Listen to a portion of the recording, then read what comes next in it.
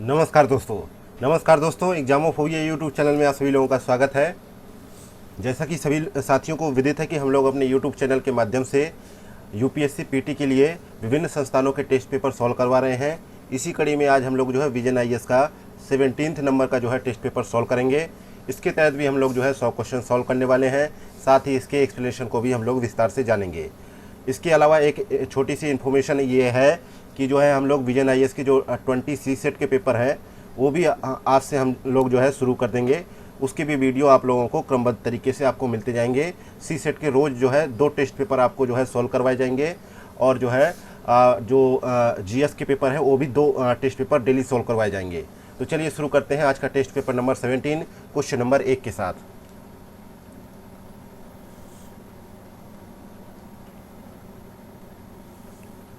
Question number पहला है, वर्ष 2022 में भारत में पर्यटन क्षेत्र के संदर्भ में विदेशी पर्यटक आगमन में निम्नलिखित देशों की हिस्सेदारी को घटते क्रम में व्यवस्थित कीजिए। ऑप्शन में दे रखा है संयुक्त राज्य अमेरिका, बांग्लादेश, कनाडा और नेपाल।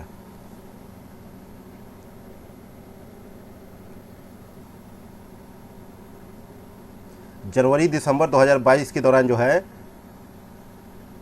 जनवरी दिसंबर 2022 के दौरान जो विदेशी पर्यटक हैं वो आए 61,91,399। इसके अलावा जनवरी दिसंबर 2021 में आए 15,27,114 है और 2019 में जो आए थे उनकी संख्या थी 1,09,30,355। और शीर्ष जो देश है उनका भी क्रम देख लेते हैं हम लोग। तो यूनाइटेड स्टेट्स के बारे में बात करें तो यहाँ से जो है 13,73,817 है का डाटा था जो भारत में घूमने आए थे, विदेशी पर्यटक थे वो आए थे भारत में। इसके अलावा बांग्लादेश है, बांग्लादेश से 12,55,960। इसके बाद जो है कनाडा से आए थे 2,77,291। हालांकि तीसरे पायदान पे यूनाइटेड किंगडम है जहाँ पे जो है 6,17,000 लोग आए थे, लेकिन वो यूनाइटेड किंगडम का जो है यहाँ पे जिक्र नहीं हो रहा है, ऑप्शन में नहीं है। और चौथे नंबर पे ऑस्ट्रेलिया था जहाँ से जो है लगभग जो है 3,70,000 के आसपास लोग आए थे भारत। और पाँचवें पायदान पे कनाडा था। तो हम कनाडा को इसलिए तीसरे पायदान पे ले रहे हैं क्योंकि ऑस्ट्रेलिया और यूके का जिक्र नहीं है यहाँ पे। और जो है छठे पायदान पे श्रीलंका है, लेकिन श्रीलंका का यहाँ पे जिक्र नहीं है। तो हम जो है चौथे पायदान पे नेपाल को लेके आएंगे जहाँ जो है उनकी संख्या थी 1,35,347। इस तरीके से देखा जाए तो ए ऑप्शन यहाँ पे करेक्ट आंसर हो जाएगा, क्योंकि घटते हुए क्रम में पूछा गया है तो ए ऑप्शन करेक्ट है। नेक्स्ट है क्वेश्चन नंबर दूसरा, नौ परिवहन नहरों के संदर्भ में निम्नलिखित कथनों पर विचार करें। पहला कथन है कि मिस्र में उत्तर में पोर्ट साइद एवं दक्षिण में पोर्ट स्वेज के मध्य स्वेज नहर का निर्माण भूमध्य सागर एवं लाल सागर को जोड़ने के लिए किया गया था। दूसरा कथन है कि पनामा नहर अटलांटिक महासागर को प्रशांत महासागर से जोड़ती है। तीसरा कथन है कि स्वेज नहर जो है समुद्र सतह के बराबर नहर है, यह पनामा नहर की लंबाई के 2 गुने से भी अधिक लंबी है। तो यहाँ पे सही कथनों का चयन करना है कि कितने कथन यहाँ पे सही हैं। तो यहाँ पे देखा जाए तो इस नहर का जो निर्माण है, स्वेज नहर का निर्माण है 1869 में किया गया था और उसके परिप्रेक्ष्य में पहला स्टेटमेंट करेक्ट है। और जो है दूसरा स्टेटमेंट भी यहाँ पे पनामा नहर के बारे में सही है, जबकि तीसरा स्टेटमेंट है तो तीसरा स्टेटमेंट भी यहाँ पे जो है सही है, क्योंकि जो है यह नहर जो है 160 किमी लंबी है और पनामा नहर जो है 72 किमी ही लंबी है। तो इस प्रकार से देखा जाए तो यहाँ पे क्या प्रतीत होता है कि जो है 2 गुनी से भी अधिक लंबी है। लगभग जो है 72 का 2 गुना करेंगे तो कितना होगा, लगभग जो है 144 हो जाएगा, जबकि जो है इसकी लंबाई जो है 160 है। तो यहाँ पे जस्ट दोगुने से अधिक है, तो यहाँ पे तीसरा ऑप्शन भी सही होगा। तो सही जवाब होगा सी ऑप्शन, तीनों ही स्टेटमेंट करेक्ट है। नेक्स्ट है क्वेश्चन नंबर तीसरा, भारतीय जनसंख्या के रुझानों के संदर्भ में निम्नलिखित कथनों पर विचार कीजिए। पहला कथन है कि भारत में 1991 से 2001 के तक उच्चतम 10 की जनसंख्या वृद्धि दर देखी गई, जबकि दूसरा कथन है कि 1911 से 1921 के बीच भारत की कुल जनसंख्या में कमी आई थी, जबकि तीसरा कथन है कि 1981 में भारत की जनसंख्या 1 अरब से अधिक हो गई थी। तो यहाँ पे आपसे पूछा जा रहा है कि कितने कथन यहाँ पे सही हैं। तो तीसरे में देखा जाए तो यहाँ पे हमें क्या प्रतीत होता है कि तीसरे में हम लोग देखें तो यहाँ पे जो है पहला स्टेटमेंट गलत हो जाता है, क्योंकि जो है भारत की जो 10 की जनसंख्या वृद्धि थी वो 1961 से 71 के दौरान जो है सर्वाधिक थी, और इस जनगणना दशक के दौरान जो है लगभग जो है 24.80% की वृद्धि दर्ज की गई। तो यहाँ पे पहला स्टेटमेंट गलत हो जाएगा। जबकि तीसरा स्टेटमेंट है, तो तीसरा स्टेटमेंट भी के बारे में देखा जाए तो ये भी गलत है, क्योंकि जो है भारत की जनसंख्या जो है आधिकारिक तौर पर 1 अरब का आंकड़ा जो है पार कर गई। 1 अरबवें बच्चे का जन्म जो है 10 मई 2000 को दिल्ली के सफदरजंग अस्पताल में हुआ था, और इसी बच्चे का नाम जो है आस्था रखा गया था। इसे जो है प्रतीकात्मक रूप से चुना गया था, इसलिए इसका नाम जो है आस्था रखा गया था। तो यहाँ पे देखा जाए 1981 में नहीं, सन 2000 में जो है ये बच्चे का जन्म हुआ था, इसलिए तीसरा ऑप्शन भी यहाँ पे गलत हो जाता है। जबकि दूसरा ऑप्शन है जनसंख्या के संदर्भ में, तो 1911 से 1921 के मध्य जो है जनसंख्या जो है 25.2 करोड़ से घटकर 25.1 करोड़ हो गई थी। तो इस दौरान जो है कमी आई थी 1911 से 1920 के बीच, तो मतलब कि -0.03% की लगभग गिरावट आई थी इस दौरान, क्योंकि इस दौरान जो है देखा गया था कि एक बीमारी आई थी, इन्फ्लुएंजा महामारी की भीषण जो है बीमारी आई थी, जिस कारण जो है यहाँ पे लगभग 5% लोगों की मृत्यु हो गई थी इस दौरान। इसलिए यहाँ पे ये दूसरा स्टेटमेंट सही है। तो यहाँ पे सही के लिए पूछा गया था, तो केवल पहला स्टेटमेंट यहाँ पे, मतलब कि एक ही स्टेटमेंट सही है, तो ए ऑप्शन यहाँ पे करेक्ट आंसर हो जाएगा। नेक्स्ट है क्वेश्चन नंबर चौथा, ये यूनेस्को क्रिएटिव सिटीज नेटवर्क के संदर्भ में निम्नलिखित कथनों पर विचार करें। पहला कथन है कि केवल यूनेस्को सदस्य देश ही यूनेस्को क्रिएटिव सिटीज नेटवर्क में शामिल होने के पात्र हैं, जबकि दूसरा स्टेटमेंट है जो है कोझिकोड साहित्य की नगरी का टैग प्राप्त करने वाला प्रथम भारतीय शहर है। तो उपर्युक्त कथनों के संदर्भ में कौन सा कथन यहाँ पे सही है? तो यहाँ पे चौथे में देखा जाए तो एक तो यहाँ पे देखा जाए कि यूनेस्को के सदस्य देश और सहयोगी सदस्य इसके लिए पात्र नहीं होंगे। तो यहाँ पे जो है पहला ऑप्शन गलत हो जाता है, क्योंकि अभी हाल ही में यूनेस्को ने विश्व शहर दिवस के अवसर पर जो है 55 जो है रचनात्मक शहरों की सूची जारी की है।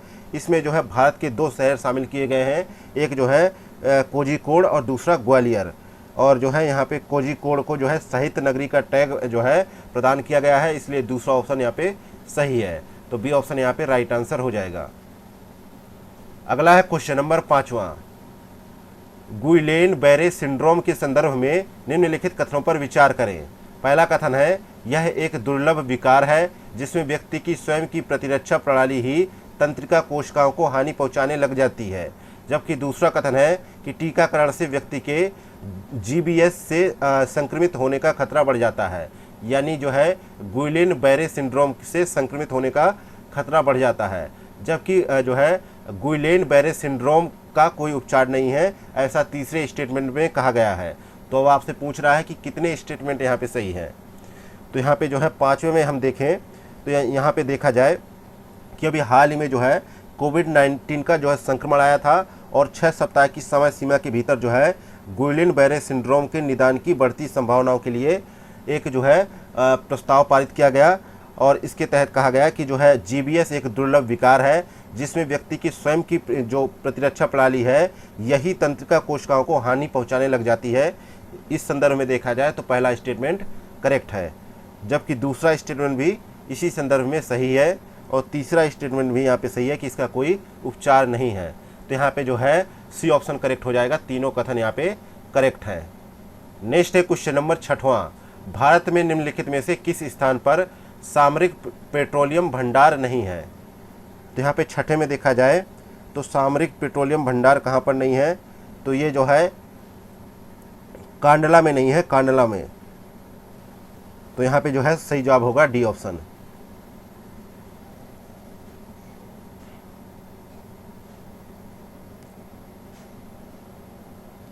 और बाकी जो है विशाखापत्तनम जो है कहाँ पड़ता है? आंध्र प्रदेश में, जहाँ जो है 1.33 MMT जो है पेट्रोलियम भंडार उपस्थित है। इसके अलावा जो है कर्नाटका का जो है मंगलुरु है, यहाँ पे जो है 1.5 MMT जो है पेट्रोलियम भंडार जो है। और जो है यहाँ पे जो है एक पादुर है, यहाँ पे भी 2.5 MMT जो है पेट्रोलियम भंडार उपस्थित है। इसलिए यहाँ पे डी ऑप्शन करेक्ट आंसर होगा। नेक्स्ट है क्वेश्चन नंबर 7वां नंबर क्वेश्चन है, इंटरनेशनल माइग्रेशन आउटलुक 2023 के अनुसार निम्नलिखित में से किस देश से वर्ष 2021 और 2022 में आर्थिक सहयोग और विकास संगठन देशों में सर्वाधिक प्रवासन प्रवाह देखा गया है? तो यहाँ पे देखा जाए तो इसका सही जवाब है भारत में देखा गया है। ए ऑप्शन यहाँ पे करेक्ट आंसर है, क्योंकि भारत ने जो है वर्ष 2020 में जो है आर्थिक सहयोग और विकास संगठन के जो है देशों में नए प्रवासियों के स्रोत वाले मुख्य देश के रूप में चीन को जो है पीछे छोड़ दिया है। और 2021 में जो है लगातार दूसरे वर्ष जो है 0.41 मिलियन नए प्रवासियों के स्रोत वाले देशों के रूप में भारत जो है पहले पायदान पे पहुंच गया है। और इस रिपोर्ट के मुताबिक जो है आंशिक आंकड़ों के आधार पर वर्ष 2022 में भी भारत जो है शीर्ष पायदान पे है।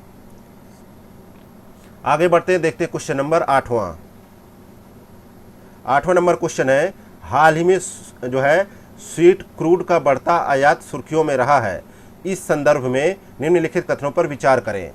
पहला कथन है, जहां सौर क्रूड ऑयल में जो है सल्फर की मात्रा अधिक पाई जाती है, वहीं स्वीट क्रूड ऑयल में सल्फर की मात्रा कम पाई जाती है। दूसरा कथन है कि जो है सौर क्रूड सामान्यतः स्वीट क्रूड की तुलना में सस्ते होते हैं। जबकि तीसरा कथन है कि सौर क्रूड जो है अपलेशियन बेसिन और ऑस्ट्रेलिया दोनों में पाए जाते हैं।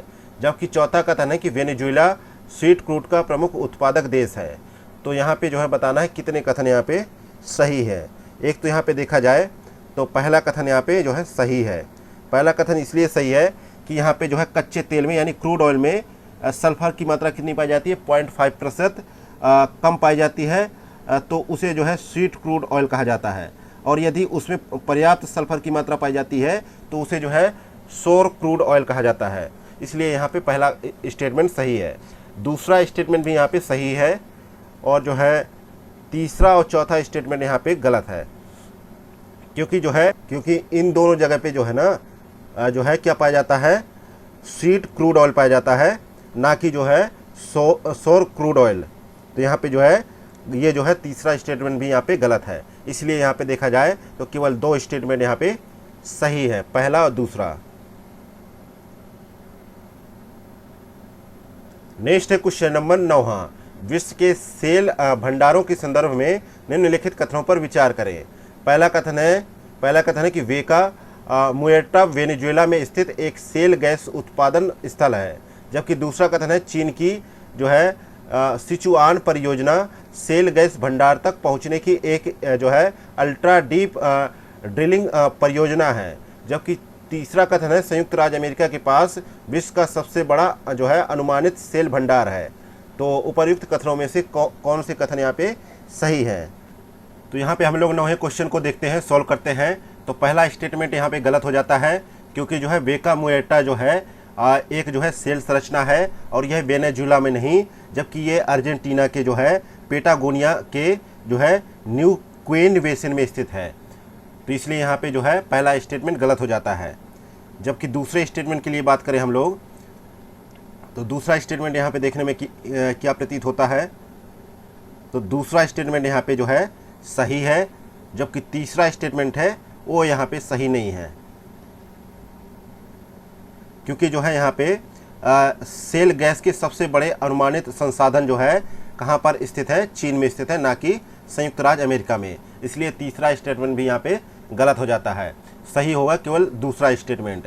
तो बी ऑप्शन यहाँ पे करेक्ट आंसर हो जाएगा।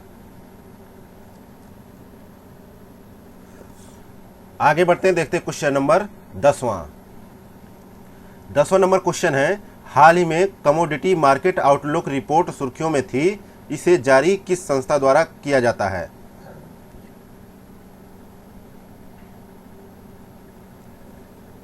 तो इसको जो है विश्व बैंक द्वारा जारी किया जाता है। ए ऑप्शन यहाँ पे करेक्ट आंसर है। इस रिपोर्ट के अनुसार जो है वैश्विक अर्थव्यवस्था 1970 की दशक की तुलना में अभी जो है बेहतर स्थिति में है, किंतु जो है यूक्रेन पर रूस के आक्रमण से उत्पन्न हुआ व्यवधान जो है पश्चिम एशियाई संघर्ष के बढ़ने से वैश्विक अर्थव्यवस्था को दोहरा आघात भी पहुंचा रहा है, ऐसा ये रिपोर्ट कहती है। और विश्व बैंक का जो ये कमोडिटी मार्केट आउटलुक रिपोर्ट है, यह जो है त्रैमासिक आधार पर जो है यानी जनवरी, अप्रैल, जुलाई और अक्टूबर में प्रकाशित किया जाता है। नेक्स्ट है क्वेश्चन नंबर 11वां, इंटरनेशनल कोरल रीफ इनिशिएटिव के संदर्भ में निम्नलिखित कथनों पर विचार करें। पहला कथन है, यह राष्ट्रों और संगठनों के बीच एक अनौपचारिक साझेदारी है जो प्रवाल भित्तियों को सुरक्षित करने का प्रयास करते हैं।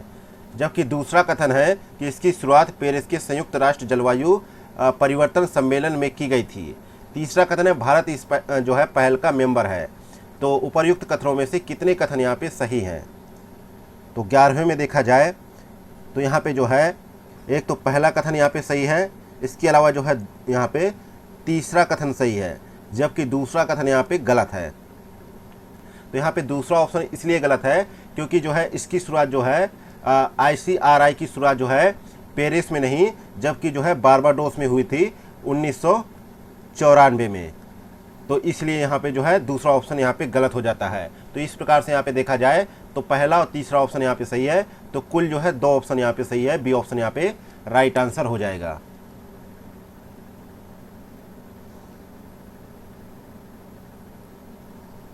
नेक्स्ट देखते हैं क्वेश्चन नंबर 12वां, कुल मत्स्य उत्पादन के संदर्भ में निम्नलिखित राज्यों को घटते क्रम में व्यवस्थित कीजिए। तो 4 स्टेट का यहाँ पे जिक्र है।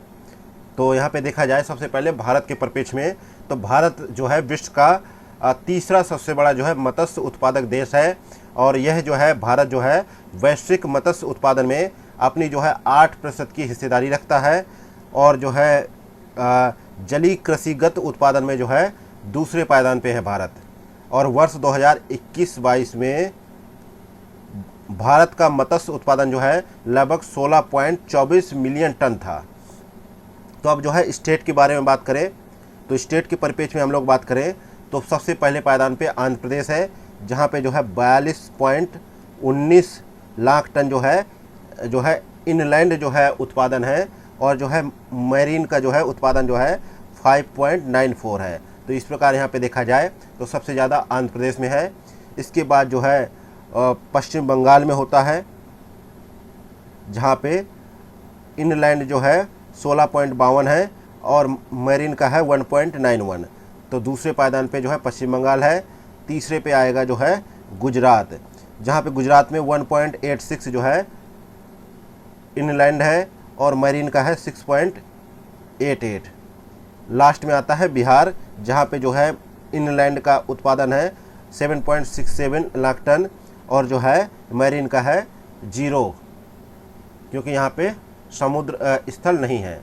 तो इस प्रकार यहाँ पे कूट के हिसाब से बी ऑप्शन करेक्ट आंसर हो जाएगा। ये सारा डाटा जो है लाख टन में है।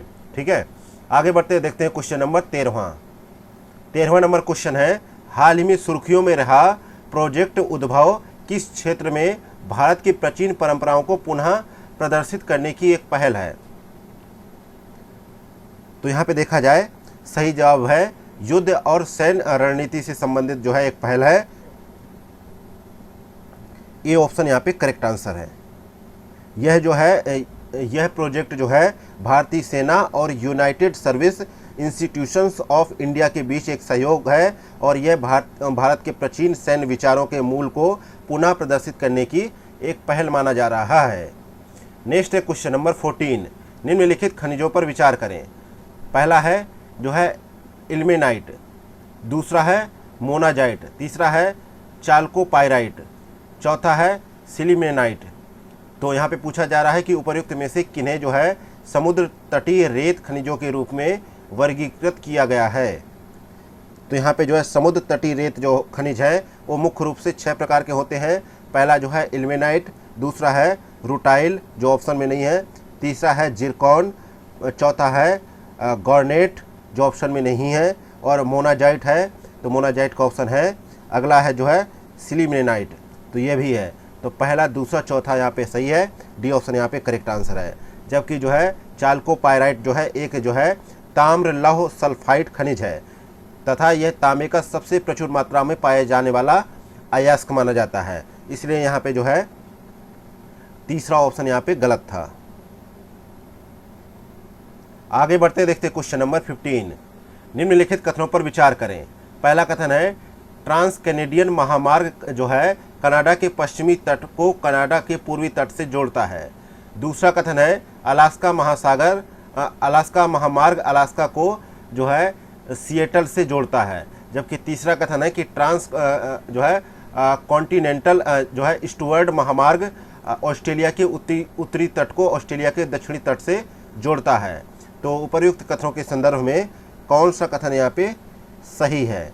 तो 15वें में देखा जाए तो एक तो यहाँ पे पहला कथन सही है, लेकिन यहाँ पे दूसरा कथन गलत है, क्योंकि अलास्का महामार्ग जो है कनाडा के जो है एडमंटन को अलास्का के जो है इंकोरोच को जो है आपस में जोड़ता है। तो यहाँ पे जो है दूसरा कथन यहाँ पे गलत है। जबकि तीसरा कथन है तो तीसरा कथन यहाँ पे सही है। तो यहाँ पे पहला तीसरा सही है, ए ऑप्शन यहाँ पे करेक्ट आंसर हो जाएगा। अगला है क्वेश्चन नंबर 16 है। दक्षिण अमेरिका के अमेजन वर्षा वन में कौन सी मूल जनजाति निवास करती है? तो यहाँ पे जो है तो यानोमामी नाम की एक जनजाति है जो दक्षिण अमेरिका के अमेजन वर्षा वन में निवास करने वाली एक मूल जनजाति है और जो मुख्य रूप से ब्राज़ील और वेनेजुएला के सीमावर्ती क्षेत्रों में निवास करती है। तो यहाँ पे जो है बी ऑप्शन करेक्ट आंसर हो जाएगा। नेक्स्ट है क्वेश्चन नंबर 17। भारत में भूमि उपयोग की श्रेणियों में हुए परिवर्तन के संदर्भ में निम्नलिखित कथनों पर विचार करें। पहला कथन है 1950-51 के बाद से निवल बोए गए क्षेत्र में वृद्धि हुई है।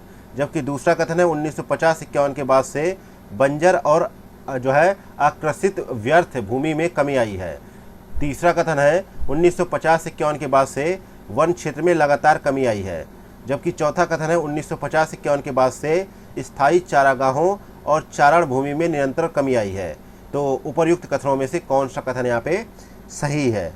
तो 17 में देखने में ये प्रतीत होता है कि यहाँ पे एक तो पहला स्टेटमेंट सही है, इसके बाद जो है दूसरा स्टेटमेंट यहाँ पे सही है। जबकि यहाँ पे देखा जाए तीसरा और चौथा स्टेटमेंट यहाँ पे गलत है। तो यहाँ पे ए ऑप्शन करेक्ट आंसर हो जाएगा।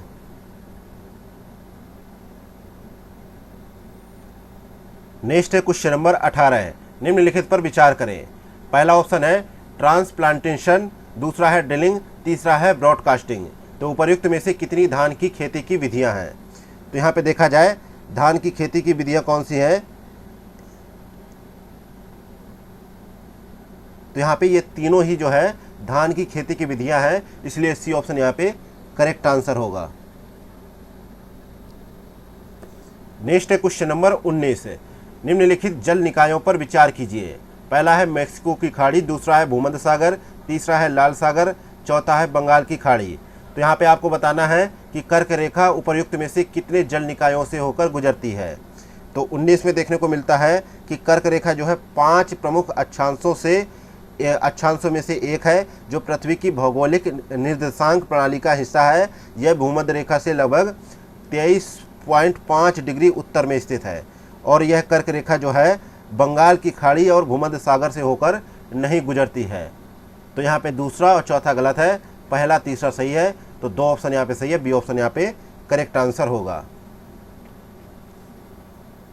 नेक्स्ट है क्वेश्चन नंबर 20। 2011 की जनगणना के संदर्भ में निम्नलिखित युग्मों पर विचार करें। राज्यों का मिलान करना है उनसे संबंधित श्रेणियों से। तो गोवा के संदर्भ में बात किया जाए तो यहाँ पे देखा जाए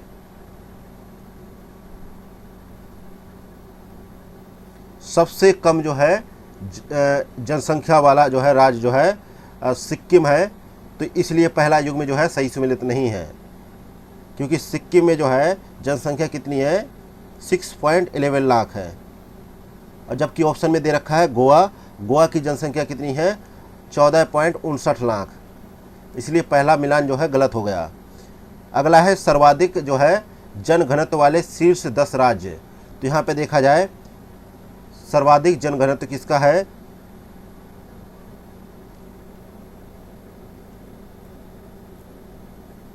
सामने लिखा है केरल। तो यहाँ पे बिहार का जो है, बिहार भारत का सर्वाधिक जनसंख्या घनत्व वाला राज्य है, तो इसलिए ये भी जो है सही सुमेलित नहीं है।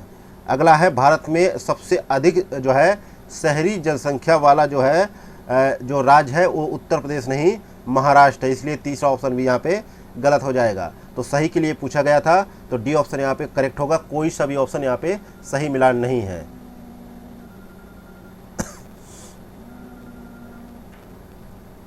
नेक्स्ट है क्वेश्चन नंबर 21 नंबर क्वेश्चन है प्रौद्योगिक ध्रुव के संदर्भ में निम्नलिखित कथनों पर विचार करें।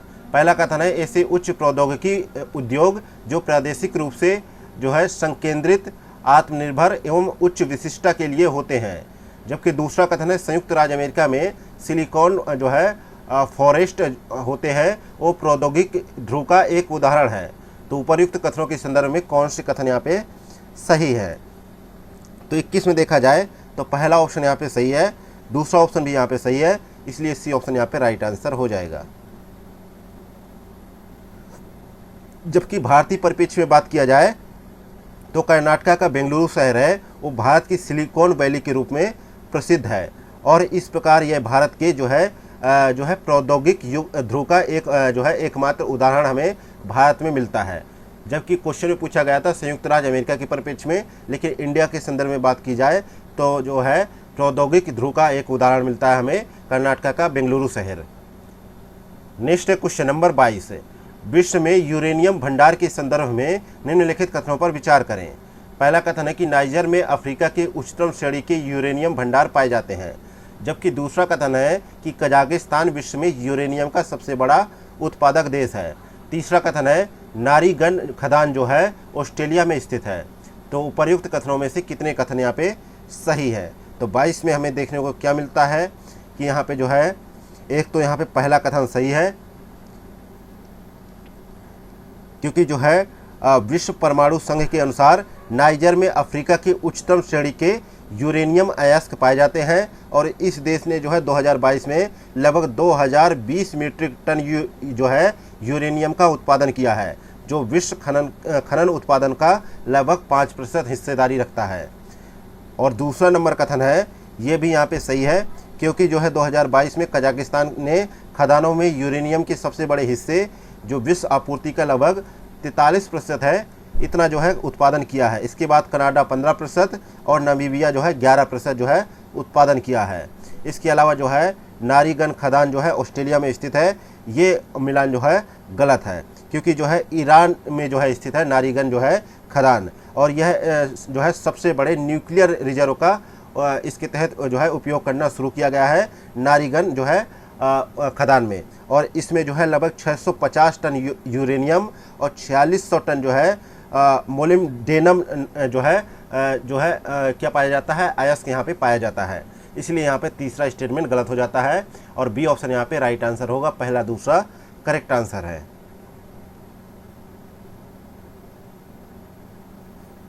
नेक्स्ट है क्वेश्चन नंबर 23। राष्ट्रीय हल्दी बोर्ड के संदर्भ में निम्नलिखित कथनों पर विचार करें। पहला कथन है राष्ट्रीय हल्दी बोर्ड में केंद्र सरकार द्वारा नियुक्त एक अध्यक्ष होगा। दूसरा कथन है राष्ट्रीय हल्दी बोर्ड में राज्यों का कोई प्रतिनिधित्व नहीं है। जबकि तीसरा कथन है कृषि मंत्रालय जो है राष्ट्रीय हल्दी बोर्ड के लिए धन और बुनियादी ढांचा उपलब्ध कराने हेतु नोडल मंत्रालय है। तो उपर्युक्त में से कितने कथन यहाँ पे सही है। तो 23 में देखा जाए तो केवल एक स्टेटमेंट यहाँ पे सही है, कौन सा, तीसरे नंबर का, नहीं माफ़ कीजिए पहले नंबर का स्टेटमेंट सही है, जबकि दूसरा तीसरा यहाँ पे गलत है। दूसरा इसलिए यहाँ पे गलत है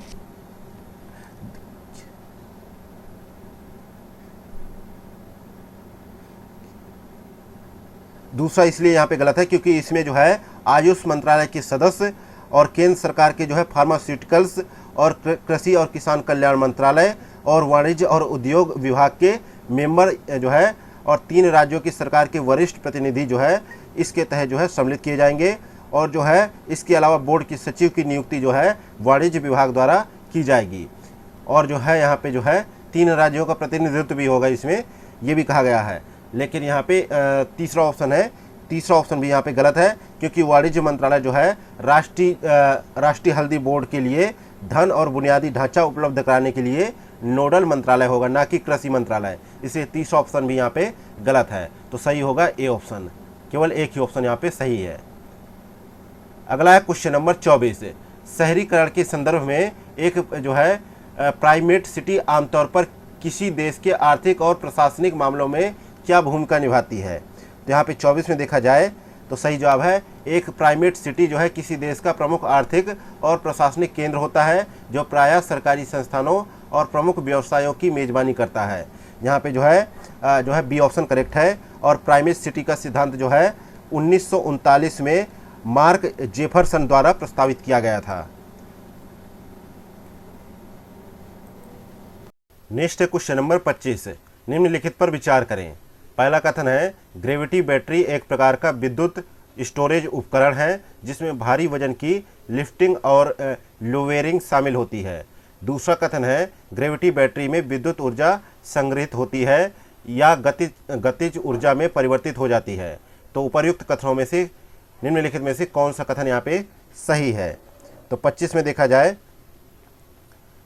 तो यहाँ पे जो है पहला कथन सही है, जबकि दूसरा कथन यहाँ पे गलत है क्योंकि जो है गुरुत्वाकर्षण के कारण जो है ऊंचाई में परिवर्तन होने के परिणाम स्वरूप किसी वस्तु में ऊर्जा संग्रहित हो जाती है। इसे जो है स्थितिज ऊर्जा कहा जाता है। और एक ग्रेविटी बैटरी जो है गुरुत्वीय स्थितिज ऊर्जा उत्पन्न करने हेतु किसी द्रव्यमान को ऊपर उठाने के लिए अतिरिक्त ऊर्जा का उपयोग करती है। इसके पश्चात जो है विद्युत जनरेटर के माध्यम से स्थितिज ऊर्जा को विद्युत ऊर्जा में परिवर्तित करने के लिए इस द्रव्यमान को जो है लोवेरिंग की जाती है। इसलिए यहाँ पे कहा जा सकता है कि दूसरा स्टेटमेंट यहाँ पे गलत है। जबकि अगला है क्वेश्चन नंबर 26। पार महाद्वीपीय रेलमार्ग के संदर्भ में निम्नलिखित कथनों पर विचार करें। पहला कथन है पार साइबेरियन रेलमार्ग उत्तरी अटलांटिक महासागर के पूर्वी तट को प्रशांत महासागर के पश्चिमी तट से जोड़ता है। जबकि दूसरा कथन है ऑस्ट्रेलियाई पार महाद्वीपीय रेलमार्ग विश्व का सबसे लंबा दोहरे पथ वाला विद्युतीकृत पार महाद्वीपीय रेलमार्ग है। तो उपर्युक्त कथनों में से कौन सा कथन यहाँ पे सही होगा। तो यहाँ पे देखा जाए तो यहाँ पे जो है दोनों कथन यहाँ पे गलत हो जाते हैं। दोनों ही कथन यहाँ पे गलत हो जाते हैं क्योंकि जो है पार साइबेरियन रेल मार्ग जो है रूस का यह जो है प्रमुख रेल मार्ग जो है पश्चिम में सेंट पीटर्सबर्ग से पूर्व में प्रशांत महासागर तट पर स्थित जो है व्लादिवोस्टोक तक जो है मॉस्को, उफा और जो है इरकुत्स्क, चिता और जो है खाबरोवस्क से होकर गुजरता है।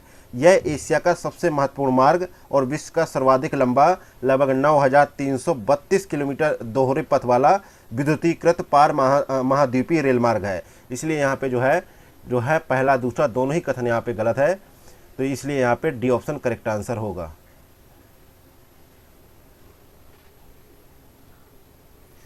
यह ऑस्ट्रेलियाई नहीं जबकि एशिया का जो है सबसे बड़ा जो है दोहरे पथ वाला विद्युतीकृत जो है पार महाद्वीपीय रेल मार्ग है। नेक्स्ट है क्वेश्चन नंबर 27। निम्नलिखित युग्मों पर विचार करें। एक तरफ कोयला खदान है, दूसरी तरफ देश है। तो यहाँ पे मिलान करें तो 27 में जो है मिलान करें तो North Antelope Rochelle coal mine ये कहाँ पे बताया जा रहा है कि ये यूएसए में है। ये मिलान एकदम सही है। अगला है जो है जिनताई कोल माइन ये बताया जा रहा है जापान में है, जबकि ये जो है चीन में है। तो ये मिलान जो है गलत हो जाएगा। अगला है हम्बाच माइन। तो हम्बाच माइन कहाँ पे है जो है ये है जर्मनी में, लिखा है फ्रांस, इसलिए ये भी गलत है। तो केवल एक ही युग्म से सम्मिलित है। ए ऑप्शन करेक्ट आंसर हो जाएगा। अगला है क्वेश्चन नंबर 28, निम्नलिखित युग्मों पर विचार करें। एक तरफ बांध है, दूसरी तरफ देश है। तो जो है तारबेला बांध जो है कहाँ पे है, ये जो है विश्व के सबसे बड़े अर्थ फील्ड डैम में से एक है। ये पाकिस्तान में स्थित एक जो है महत्वपूर्ण जल संसाधन का हिस्सा है। तो ये पहला मिलान सही हो जाएगा। अगला है जो है ब्रतस्क बांध जो है ये रूस के साइबेरिया में स्थित है, ये भी सही है। अगला है ग्रैंड कुली बांध, ये जो है अमेरिका की वाशिंगटन में स्थित है। तो ये यहाँ पे गलत हो जाएगा क्योंकि यूनाइटेड किंगडम लिखा है। तो दो ऑप्शन यहाँ पे सही है, पहला दूसरा, बी ऑप्शन सही होगा। अगला है क्वेश्चन नंबर 29, R21 वैक्सीन के संदर्भ में निम्नलिखित कथनों पर विचार करें। पहला कथन है यह विश्व स्वास्थ्य संगठन द्वारा अनुशंसित पहली मलेरिया वैक्सीन है। दूसरा कथन है इस वैक्सीन को ऑक्सफोर्ड विश्वविद्यालय और सीरम इंस्टीट्यूट ऑफ इंडिया द्वारा विकसित किया गया है। तीसरा कथन है यह वैक्सीन प्लाज्मोडियम फॉल्सीपेरम के विरुद्ध कार्य करती है, जो अफ्रीकी महाद्वीप में सर्वाधिक प्रसारित सबसे घातक मलेरिया परजीवी है। तो यहाँ पे कितने कथन सही हैं ये आपको बताना है। तो यहाँ पे देखा जाए, एक तो यहाँ पे जो है दूसरा कथन यहाँ पे सही है कि इसे ऑक्सफोर्ड और सीरम इंस्टीट्यूट द्वारा विकसित किया गया है। और यहाँ पे पहला कथन यहाँ पे गलत है क्योंकि ये पहली नहीं दूसरी जो है मलेरिया वैक्सीन है। और इससे पहले RTS जो है AS01 वैक्सीन को 2021 में WHO द्वारा अनुशंसित किया जा चुका है, जो पहली वैक्सीन थी। इसके अलावा जो है यहाँ पे तीसरा स्टेटमेंट भी यहाँ पे सही है। तो कुल जो है 2 स्टेटमेंट सही है, इसलिए बी ऑप्शन यहाँ पे करेक्ट आंसर होगा। नेक्स्ट है क्वेश्चन नंबर 30, दुर्लभ मृदा तत्व भंडार के संदर्भ में निम्नलिखित कथनों पर विचार करें। पहला कथन है भारत के पास चीन के बाद दुर्लभ मृदा तत्वों का दूसरा सबसे बड़ा भंडार मौजूद है।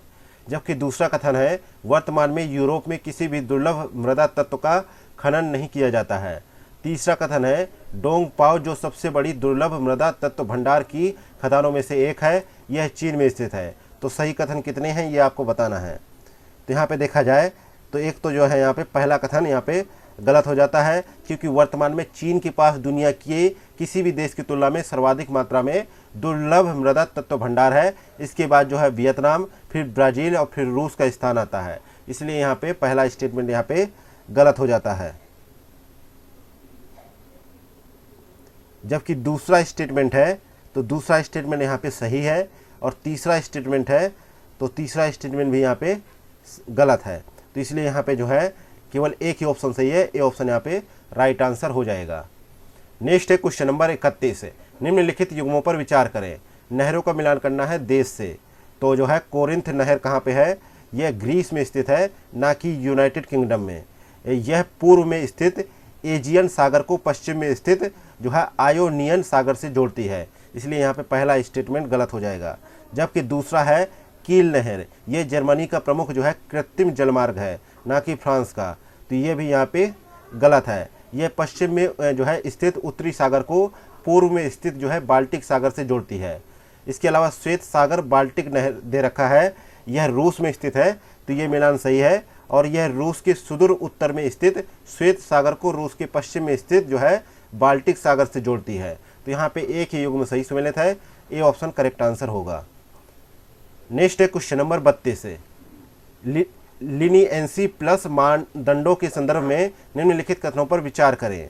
पहला कथन है यह एक जो है अविश्वास प्रवर्तन रणनीति है, जिसका उद्देश्य कंपनियों को अन्य जो है कार्टेल की सूचना देने के लिए प्रोत्साहित करके जो है लिनिएंसी आवेदनों को आकर्षित करना है। जबकि दूसरा कथन है प्रतिस्पर्धा संशोधन अधिनियम 2023 में लिनिएंसी प्लस मानदंडों से संबंधित प्रावधानों का उल्लेख किया गया है। तो यहाँ पे कौन सा कथन सही है ये आपको बताना है। तो यहाँ पे 32 में हमें देखने पे प्रतीत होता है कि यहाँ पे दोनों ही कथन यहाँ पे सही है, इसलिए सी ऑप्शन यहाँ पे राइट आंसर हो जाएगा। अगला है क्वेश्चन नंबर 33, भारत के संदर्भ में निम्नलिखित खदानों पर विचार करें। गेवरा, हट्टी और जो है बैलाडीला।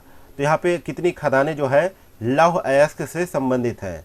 तो यहाँ पे 33 में ये देखने को मिलता है कि भारत में लौह अयस्क के मुख्य भंडार उड़ीसा, झारखंड, छत्तीसगढ़, कर्नाटक और गोवा राज्यों में स्थित है। और भारत के लौह अयस्क के कुल उत्पादन में उड़ीसा का योगदान लगभग 50% है। और हेमेटाइट और जो है मैग्नेटाइट जो है भारत में 2 सबसे महत्वपूर्ण लौह अयस्क पाए जाते हैं।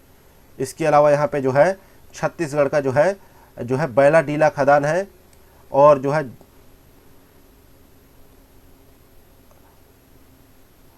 छत्तीसगढ़ का कोरबा और जो है गेवरा, तो ये गेवरा जो है कोयला खदान है। और जो है कर्नाटका में देखा जाए तो हट्टी जो है कर्नाटका में जो है सोने की खदान है। इसलिए लौह अयस्क की खदान जो है केवल तीसरे नंबर की है, तो ए ऑप्शन यहाँ पे करेक्ट आंसर हो जाएगा। नेक्स्ट है क्वेश्चन नंबर 34। आयरन डोम के संदर्भ में निम्नलिखित कथनों पर विचार करें। पहला कथन है कि आयरन डोम सतह से हवा में मार करने वाली लंबी दूरी की एक वायु रक्षा प्रणाली है। दूसरा कथन है इस प्रणाली को इजराइल और भारत द्वारा संयुक्त रूप से विकसित किया गया था। तो उपर्युक्त कथनों में से कौन सा कथन यहाँ पे सही है? तो यहाँ पे देखा जाए ना तो पहला कथन सही है ना तो दूसरा कथन सही है, इसलिए डी ऑप्शन यहाँ पे करेक्ट आंसर है। क्योंकि आयरन डोम जो है प्रणाली जो है ये सतह से हवा में मार करने वाली जो है कम दूरी की एक वायु रक्षा प्रणाली है। तो यहाँ पे लंबी दूरी की नहीं, कम दूरी की, तो पहला ऑप्शन यहाँ पे गलत हो गया। जबकि दूसरा ऑप्शन है कि इस प्रणाली को संयुक्त राज्य अमेरिका के समर्थन से इजराइल के स्वामित्व वाली राफेल एडवांस डिफेंस सिस्टम द्वारा विकसित किया गया है, ना कि भारत द्वारा जो है। तो यहाँ पे दूसरा स्टेटमेंट भी गलत हो गया। नेक्स्ट है क्वेश्चन नंबर 35। निम्नलिखित कथनों पर विचार करें। पहला कथन है कि एशिया में पश्चिम एशियाई क्षेत्र केरल जो है सुविधाओं में सबसे कम विकसित क्षेत्रों में से एक है। जबकि दूसरा कथन है कि पश्चिम एशिया में विशाल मरुस्थल है और आबादी बहुत कम है। तो यहाँ पे कौन से कथन यहाँ पे सही हैं? तो यहाँ पे 35 में देखा जाए तो यहाँ पे जो है पहला कथन सही है, पहला दूसरा दोनों कथन सही है, तथा दूसरा कथन पहले की सही व्याख्या कर रहा है।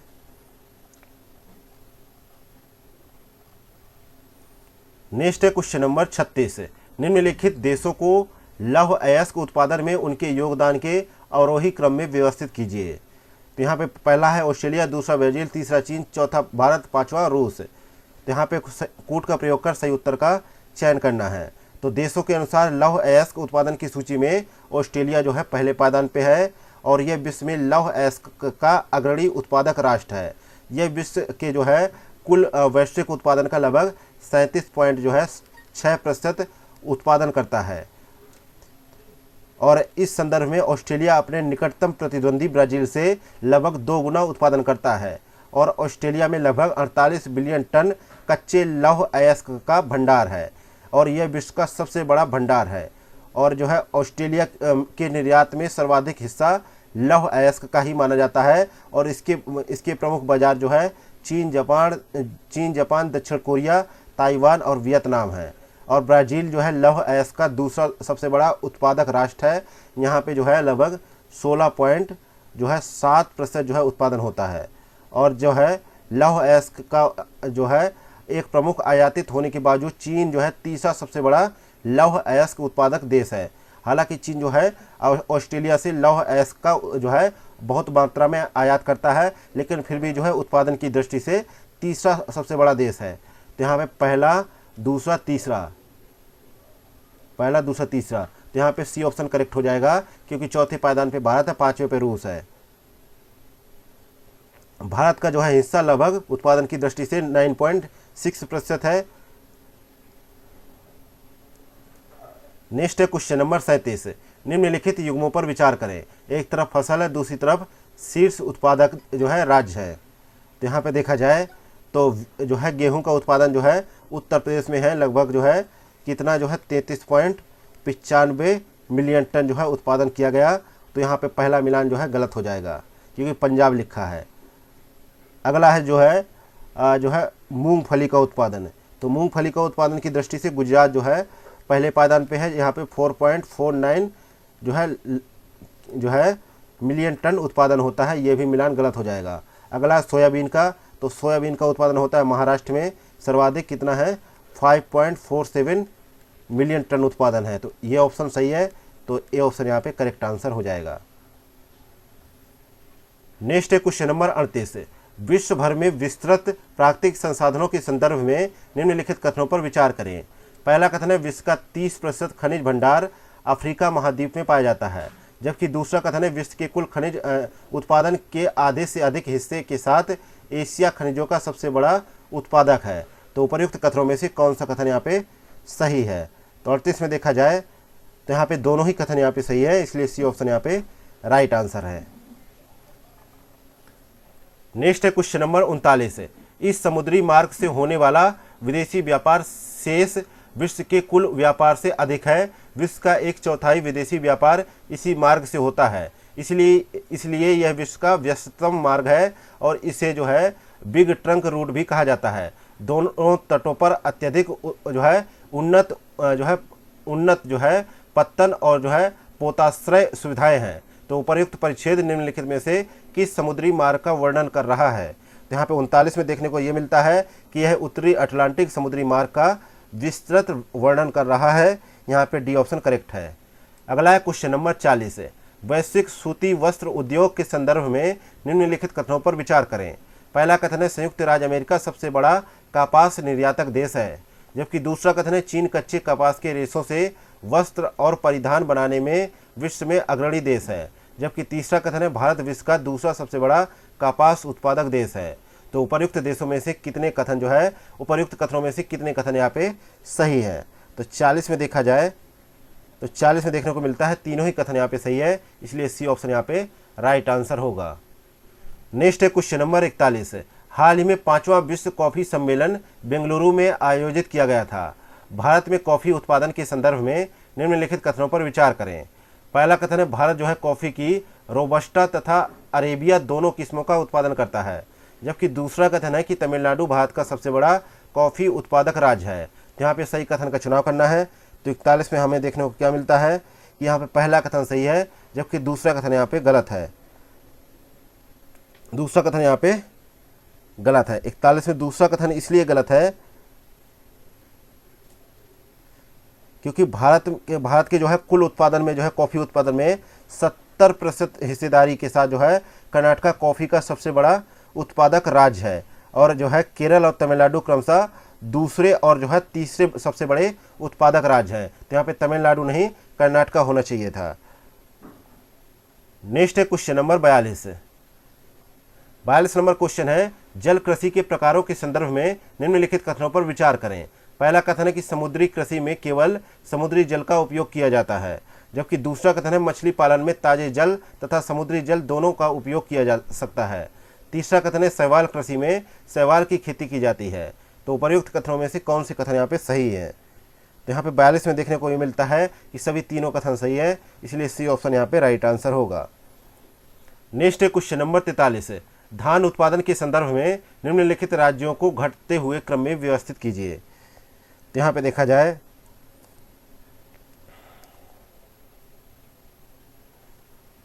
तो पश्चिम बंगाल में कितना उत्पादन होता है? लगभग 16.76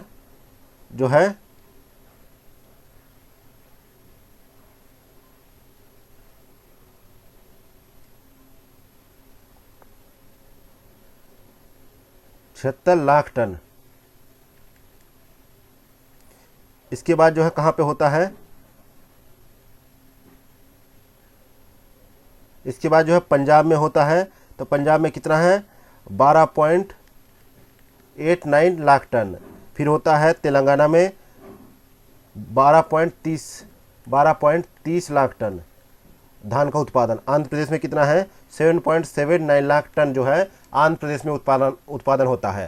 तो इस प्रकार से यहाँ पे सी ऑप्शन सही जवाब हो जाएगा। नेक्स्ट है क्वेश्चन नंबर 44। हाल ही में सुर्खियों में रहे TBD1 मिशन का उद्देश्य क्या है? तो 44 में देखा जाए तो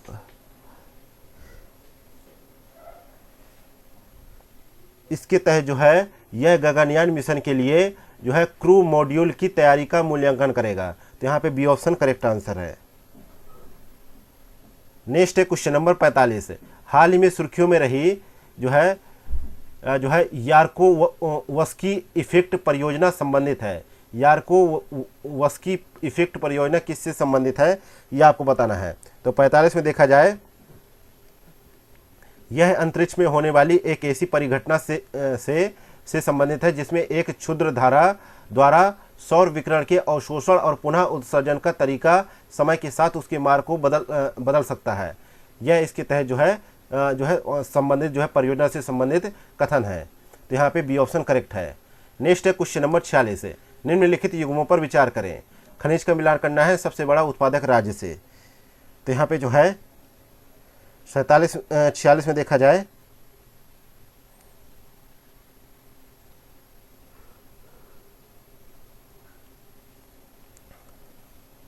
तो सीसा का जो है सबसे बड़ा उत्पादक जो है राज्य कौन सा है,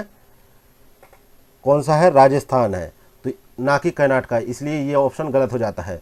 और तांबे का जो है सबसे बड़ा उत्पादक जो है राज्य कौन सा है, राजस्थान में झुंझुनू, तो ये भी यहाँ पे गलत हो जाता है। और तीसरा है जो है चूना पत्थर, तो चूना पत्थर के लिए जो है सबसे बड़ा उत्पादक राज्य कौन सा है, राजस्थान। यहाँ लिखा है उड़ीसा, ये भी गलत है। तो यहाँ पे तीनों गलत है, इसलिए डी ऑप्शन यहाँ पे करेक्ट आंसर है। नेक्स्ट है क्वेश्चन नंबर 47 है, निम्नलिखित बंदरगाह शहरों को उत्तर से दक्षिण की ओर व्यवस्थित कीजिए। यहाँ पे 47 में देखा जाए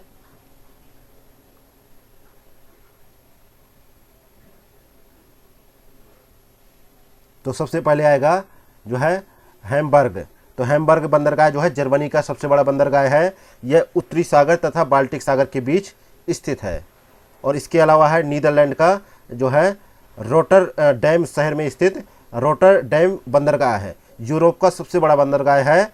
और यह पूर्वी एशिया के बाहर विश्व का सबसे बड़ा बंदरगाह है। तो पहला ये, दूसरा ये, तीसरा है जो है कार्गो टन भार के संदर्भ में देखा जाए तो शंघाई बंदरगाह विश्व का सबसे व्यस्ततम बंदरगाह है, तो ये जो है तीसरा बंदरगाह है। चौथा जो है टोक्यो बंदरगाह जापान का सबसे बड़ा बंदरगाह में से एक है। यह प्रशांत महासागर बेसिन में स्थित सबसे बड़े बंदरगाहों में से एक है। तो यहाँ पे पहला, दूसरा, तीसरा, चौथा सही है। तो यहाँ पे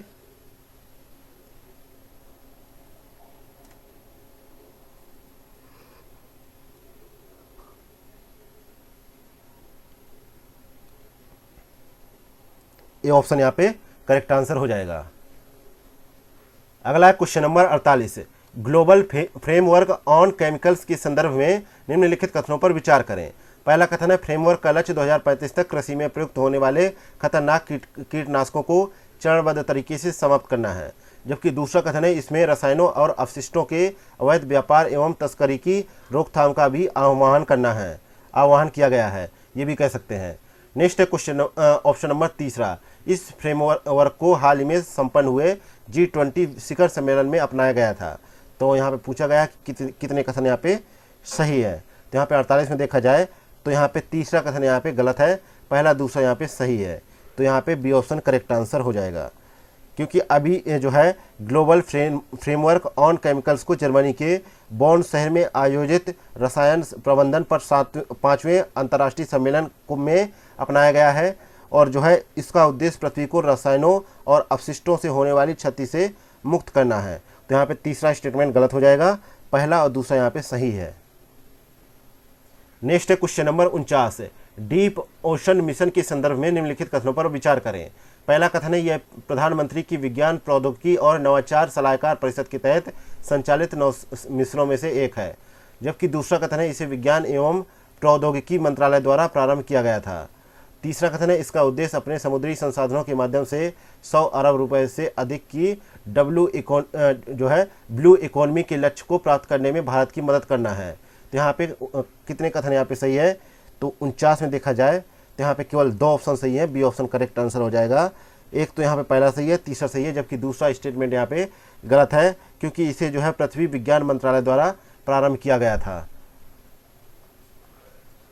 नेक्स्ट है क्वेश्चन नंबर 50, 2011 की जनगणना के संदर्भ में निम्नलिखित युग्मों पर विचार करें। धर्म का मिलान करना है सर्वाधिक जनसंख्या से। तो इस्लाम का जो धर्म है ये सबसे ज़्यादा कहाँ पे है, 50 में देखा जाए तो इस्लाम धर्म के अनुयायी हैं वो सबसे अधिक जनसंख्या में उत्तर प्रदेश में है, जहाँ जो है 3,84,83,967 लोग जो है निवास करते हैं। तो यहाँ पे जो है पहला मिलान जो है सही है। जबकि दूसरा स्टेटमेंट है कि जैन धर्म के अनुयायी जो है सर्वाधिक जनसंख्या जो है महाराष्ट्र में है, कितनी है? 14,349 है। तो यहाँ पे राजस्थान लिखा है, इसलिए दूसरा ऑप्शन यहाँ पे गलत हो जाएगा। अगला है ईसाई धर्म के अनुयायी जो है सर्वाधिक जनसंख्या केरल में है, लेकिन गोवा लिखा है, ये यहाँ पे गलत हो जाएगा। केरल में जो है 6,61,41,269 लोग जो है निवास करते थे, इसलिए यह भी गलत हो जाएगा। केवल एक ही युग में यहाँ पे सही सम्मिलित है, पहला नंबर का।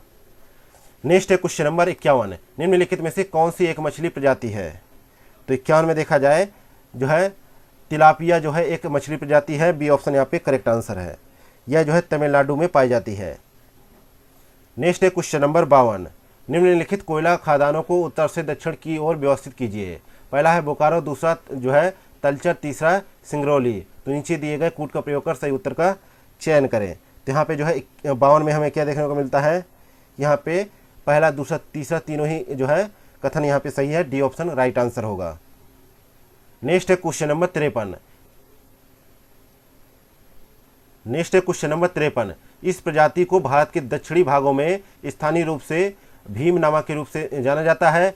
यह प्रजाति अंडे देने के लिए ज्वारनद मुख पर निर्भर करती है और इसे लुप्त प्राय प्रजातियों की लाल सूची में जो है एंडेजर्ड प्रजाति के रूप में सूचीबद्ध किया गया है।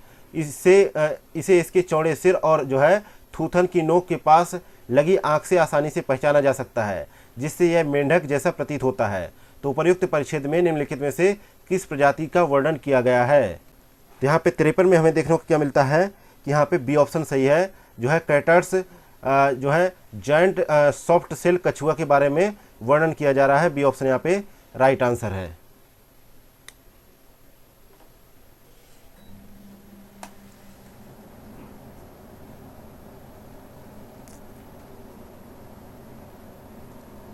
नेक्स्ट है क्वेश्चन नंबर 54, बस्ती प्रारूप के संदर्भ में जेंटिफिकेशन क्या है? तो यहाँ पे जो है 54 में देखा जाए तो जेंटिफिकेशन एक जटिल शहरी परिघटना है जो विशेष रूप से शहरी क्षेत्र में अधिक समृद्ध निवासियों तथा रियल एस्टेट और बुनियादी ढांचे में निवेश के माध्यम से पड़ोस या समुदाय के रूपांतरण की विशेषता है। तो यहाँ पे सही जवाब होगा सी ऑप्शन। नेक्स्ट है क्वेश्चन नंबर 55, निम्नलिखित देशों को कुल युवाओं यानी 15 से 24 आयु वर्ग के बीच उनकी साक्षरता दर के अनुसार आरोही क्रम में व्यवस्थित कीजिए। तो यहाँ पे जो है 55 में देखने को क्या मिलता है?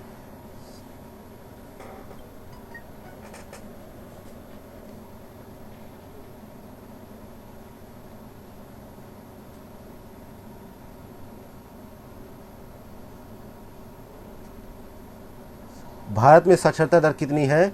97%। और श्रीलंका में कितनी है? 99%। और जो है भूटान में कितनी है? 97.2%। बांग्लादेश में है 94%।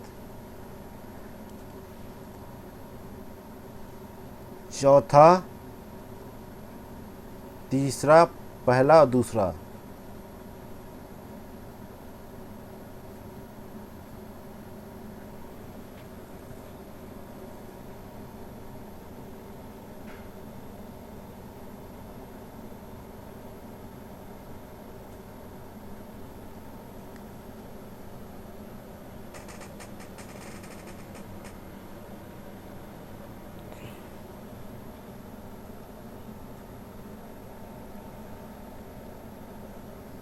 तो यहाँ पे माफ़ कीजिएगा, आरोही क्रम में पूछा गया था ना, आरोही क्रम में पूछा गया था। तो यहाँ पे जो है हमने आरोही क्रम कर दिया, आरोही क्रम में पूछा गया था। तो यहाँ पे जो है पहला, तीसरा, दूसरा और चौथा। तो यहाँ पे सी ऑप्शन यहाँ पे करेक्ट आंसर हो जाएगा।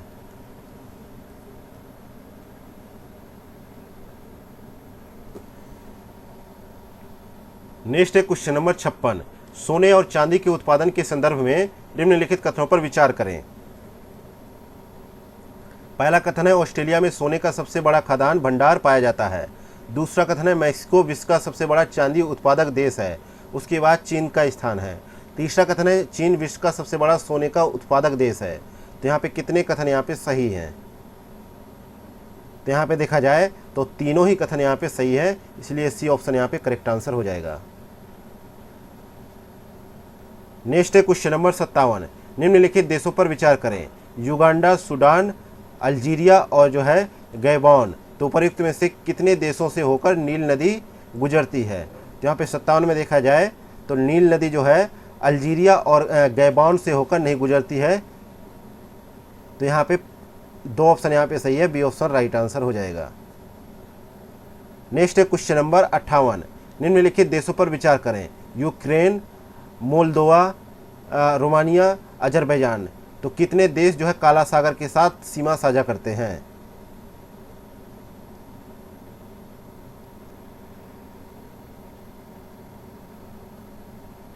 तो यहाँ पे मोल्दोवा और अजरबैजान जो है काला सागर के साथ जो है सीमा साझा नहीं करते हैं, जबकि यूक्रेन और रोमानिया जो है सीमा साझा करते हैं, इसलिए बी ऑप्शन यहाँ पे राइट आंसर हो जाएगा। नेक्स्ट है क्वेश्चन नंबर 59, यह एक व्यापक रूप से अनुकूलित फसल है जो उष्णकटिबंधीय से लेकर समशीतोष्ण जलवायु क्षेत्रों की एक विस्तृत श्रृंखला के रूप में विकसित हो सकती है और इसके विकास की अवधि के अधिकांश भाग के दौरान ठंडे नम मौसम वाले क्षेत्रों में इसका सबसे अच्छा उत्पादन होता है। इसकी खेती के लिए चिकनी दोमट या दोमट गठन, अच्छी संरचना तथा मध्यम जल धारण क्षमता वाली मृदा आदर्श होती है। मध्य प्रदेश, हरियाणा और उत्तर प्रदेश भारत में इसके प्रमुख उत्पादक क्षेत्र हैं। तो उपर्युक्त परिच्छेद में निम्नलिखित में से किस फसल का सबसे अच्छा वर्णन किया गया है? तो यहाँ पे 59 का सही जवाब है बी ऑप्शन, गेहूं का वर्णन किया गया है। बी ऑप्शन यहाँ पे करेक्ट आंसर है।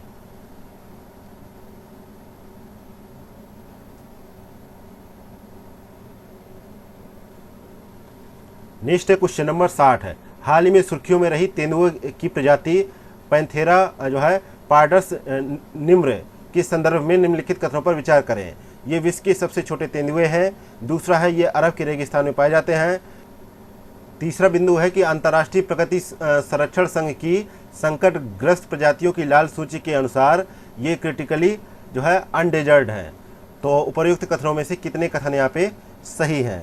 तो यहाँ पे हमें 60 में देखने को क्या मिलता है कि यहाँ पे तीनों ही कथन यहाँ पे सही है, इसलिए सी ऑप्शन यहाँ पे राइट आंसर हो जाएगा। नेक्स्ट है क्वेश्चन नंबर 61, निम्नलिखित कथनों पर विचार करें। पहला कथन है रूस में देश के कुल परिवहन में रेलवे की हिस्सेदारी लगभग 90% है। दूसरा कथन है अर्जेंटीना के पंपास और ब्राजील के कॉफ़ी उत्पादक क्षेत्र दोनों का रेल नेटवर्क दक्षिण अमेरिका के रेल मार्ग की कुल लंबाई का 40% है।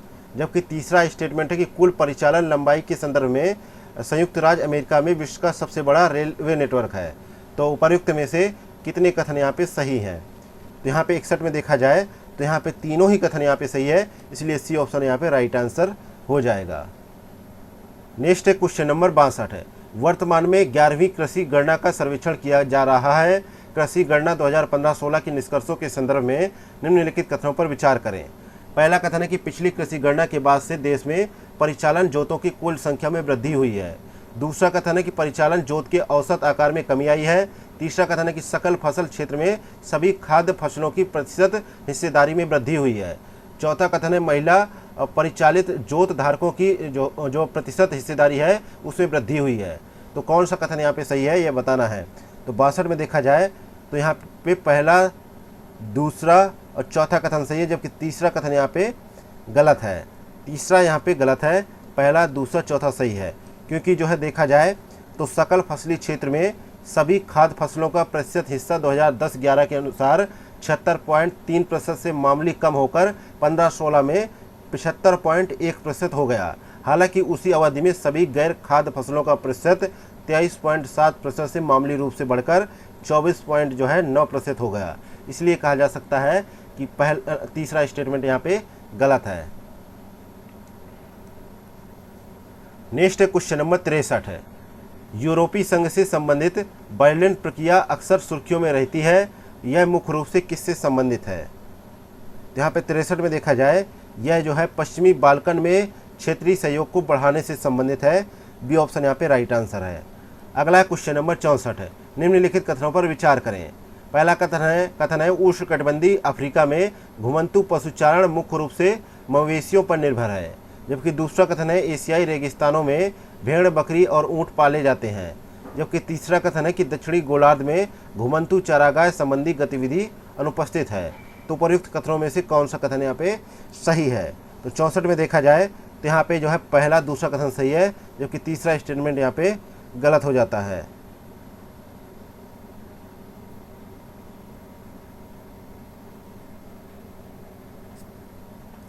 तीसरा इसलिए गलत है क्योंकि जो है घुमंतु चारागाह थे, यानी जिसे पशुचारण कहा जाता था, ये जो है दक्षिणी गोलार्ध में जो है 3 रूप में पाए जाते थे। इसका प्रमुख क्षेत्र जो है पहला है उत्तरी अफ्रीका के अटलांटिक तट से और से अरब प्रायद्वीप होता हुआ मंगोलिया एवं दक्षिण चीन तक फैला हुआ था, और दूसरा क्षेत्र था यूरोप तथा एशिया के टुंड्रा प्रदेश में, जबकि तीसरा था क्षेत्र था दक्षिणी गोलार्ध में दक्षिणी पश्चिमी अफ्रीका एवं मेडागास्कर द्वीप पर भी छोटे छोटे क्षेत्र होते थे।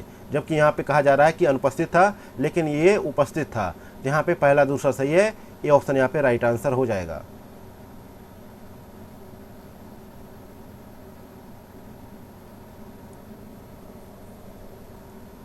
नेक्स्ट क्वेश्चन नंबर 65 है, राष्ट्रीय परिवार स्वास्थ्य सर्वेक्षण के संदर्भ में निम्नलिखित कथनों पर विचार करें। पहला कथन है 50% से अधिक जनसंख्या 30 वर्ष से कम आयु की है। दूसरा है भारत में लिंगानुपात 1000 से कम है। शिशु मृत्यु दर 50 से अधिक है। तो कितने कथन यहाँ पे सही हैं? तो 65 में देखा जाए तो यहाँ पे जो है तो आधी से अधिक आबादी जो है 30 वर्ष की आयु से कम है। तो यहाँ पे पहला स्टेटमेंट जो है सही है। दूसरा स्टेटमेंट के बारे में बात की जाए तो भारत में शिशु मृत्यु दर जो है 35.2% है। तो तीसरा स्टेटमेंट यहाँ पे गलत हो गया। और जो है भारत में लिंगानुपात जो है 1020 है, तो इसलिए दूसरा स्टेटमेंट सही है। तो बी ऑप्शन यहाँ पे करेक्ट हो जाएगा। 2 स्टेटमेंट यहाँ पे सही है। अगला है question number 66, green credit programme के संदर्भ में निम्नलिखित पर विचार करें। पहला कथन है यह बाजार आधारित एक नवीन मैकेनिज्म है जिसे उद्योग द्वारा स्वैच्छिक पर्यावरणीय कार्रवाइयों को प्रोत्साहित करने के लिए डिजाइन किया गया है। दूसरा कथन है किसी भी कानूनी दायित्व को पूरा करने के लिए उद्योगों द्वारा सृजित ग्रीन क्रेडिट का व्यापार नहीं किया जा सकता है।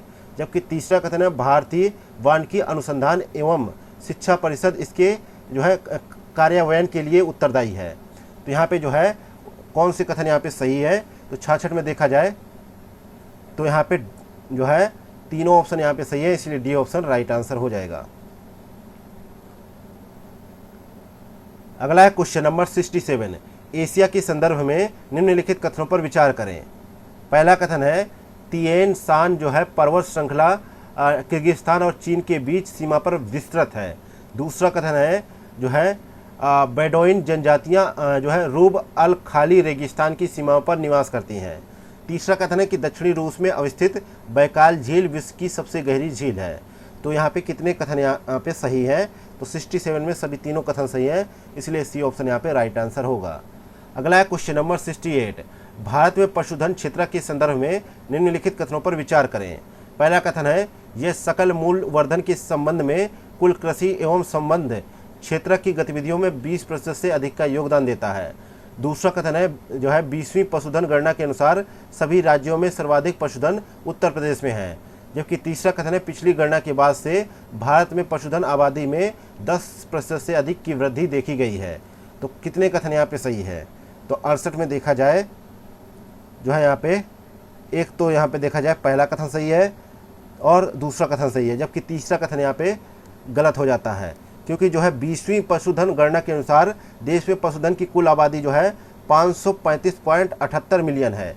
ये पशुधन गणना 2012 की तुलना में लगभग 4.6% की वृद्धि को दर्शाती है, ना कि 10% की। इसलिए यहाँ पे बी ऑप्शन करेक्ट आंसर हो जाएगा।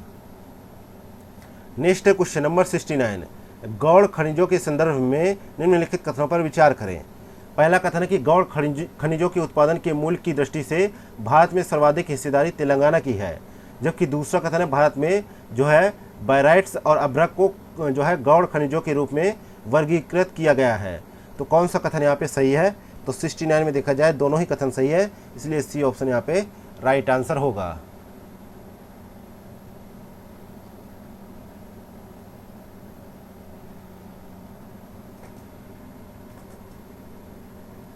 नेक्स्ट है क्वेश्चन नंबर 70, सोशल बॉन्ड या सोशल इम्पैक्ट बॉन्ड के संदर्भ में निम्नलिखित कथनों पर विचार करें।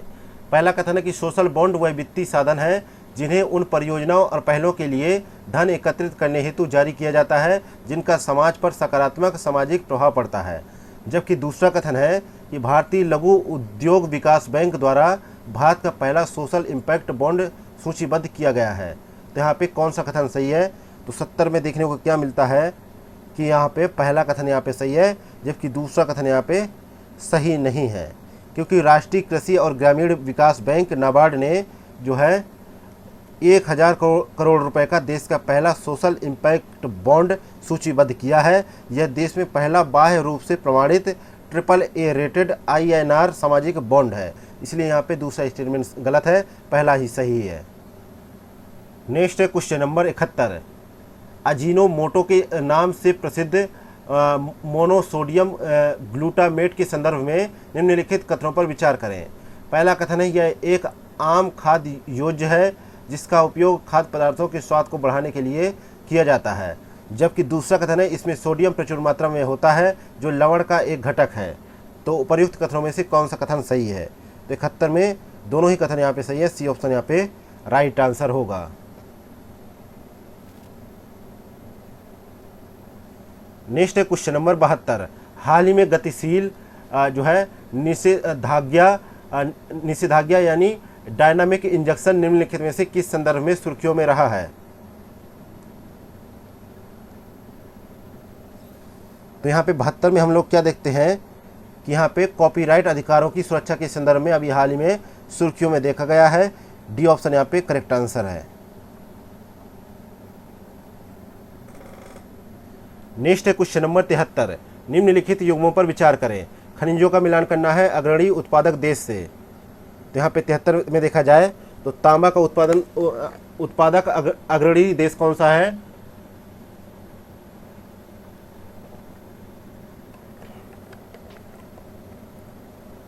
तो यहाँ पे देखा जाए तो चिली जो है विश्व में तांबा का सबसे बड़ा उत्पादक देश है। वर्ष 2022 में चिली ने लगभग 5.2 मिलियन मीट्रिक टन तांबे का उत्पादन किया है। तो यहाँ पे पहला मिलान सही है, जबकि दूसरा मिलान में देखा जाए तो वर्ष 2022 में चीन की जिंक खदानों से लगभग 4.2 मिलियन मीट्रिक टन जो है जिंक का उत्पादन किया गया है। इस प्रकार कहा जा सकता है कि चीन विश्व में बेस मेटल जिंक का सबसे बड़ा उत्पादक देश है और 2022 में पेरू और ऑस्ट्रेलिया दुनिया के क्रमशः दूसरे और तीसरे सबसे बड़े जिंक उत्पादक देश है। तो सामने लिखा है दक्षिण अफ्रीका, इसलिए ये मिलान गलत हो जाएगा। अगला है जो है मैंगनीज।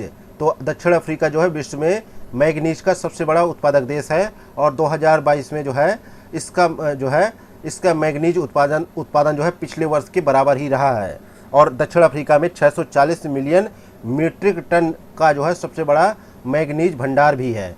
तो यहाँ पे ये भी युग्म गलत है क्योंकि चीन लिखा है। अगला है सिलिकॉन। तो चीन विश्व में सिलिकॉन का सबसे बड़ा उत्पादक देश है। 2022 में चीन ने जो है 6 मिलियन मीट्रिक टन सिलिकॉन का उत्पादन किया है और विश्व में इस जो है मेटलॉइड का दूसरा सबसे बड़ा उत्पादक देश रूस है। तो यहाँ पे ऑस्ट्रेलिया लिखा है, ये गलत है। तो केवल एक ही ऑप्शन यहाँ पे सही है।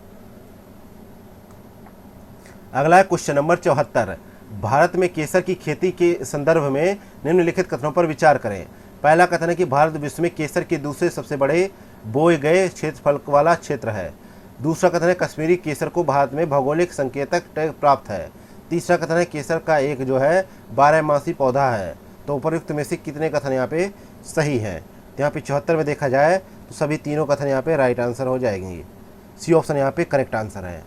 अगला है क्वेश्चन नंबर 75। जनसंख्या के संदर्भ में निम्नलिखित में से कौन सा जननांकीय संक्रमण सिद्धांत का सर्वोत्तम वर्णन करता है? तो यहाँ पे 75 में देखने को क्या मिलेगा कि इसके तहत जो है यह जन्म और मृत्यु दर में गिरावट की एक दीर्घकालिक प्रवृत्ति है जिसके परिणाम स्वरूप जनसंख्या की आयु संरचना में महत्वपूर्ण परिवर्तन होता है। ए ऑप्शन यहाँ पे करेक्ट आंसर होगा।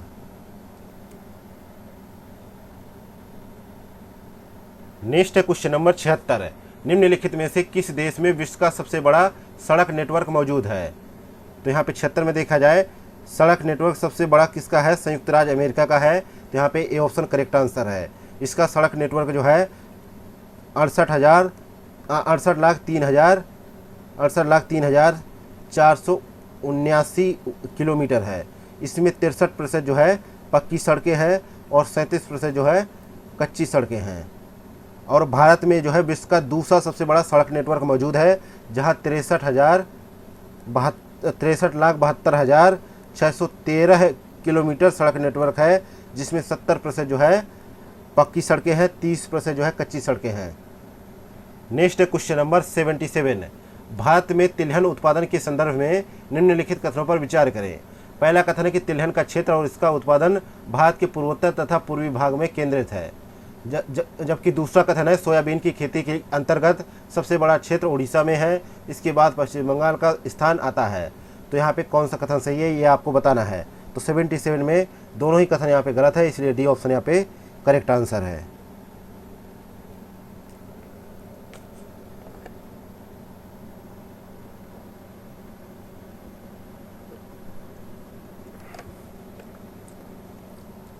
क्योंकि तिलहन की फसलों की बुआई के लिए पूर्वोत्तर और पूर्वी भाग में उत्पादन नहीं होता, जबकि ये उत्पादन जो है मध्य और दक्षिण हिस्सों में केंद्रित होता है उत्पादन। और तिलहन फसलें मुख्य रूप से मध्य प्रदेश, राजस्थान, महाराष्ट्र, गुजरात और आंध्र प्रदेश और कर्नाटक राज्यों में उगाई जाती हैं। जबकि दूसरा स्टेटमेंट के बारे में बात किया जाए तो जो है सोयाबीन का उत्पादक जो है प्रमुख राज्य मध्य प्रदेश, महाराष्ट्र, राजस्थान और कर्नाटक और तेलंगाना है। और जो है मध्य प्रदेश और महाराष्ट्र मिलकर देश में कुल जो है 80% से अधिक सोयाबीन उत्पादन करते हैं। और सोयाबीन के तहत सबसे अधिक फसल क्षेत्र जो है महाराष्ट्र की है। तो यहाँ पे दोनों ही स्टेटमेंट गलत हो जाते हैं। नेक्स्ट है क्वेश्चन नंबर 78, भारतीय कृषि के संदर्भ में निम्नलिखित में से किस फसल का कृषित क्षेत्र जो है सबसे अधिक है।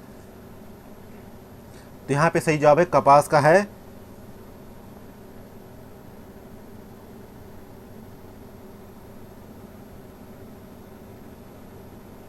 डी ऑप्शन यहाँ पे करेक्ट आंसर है।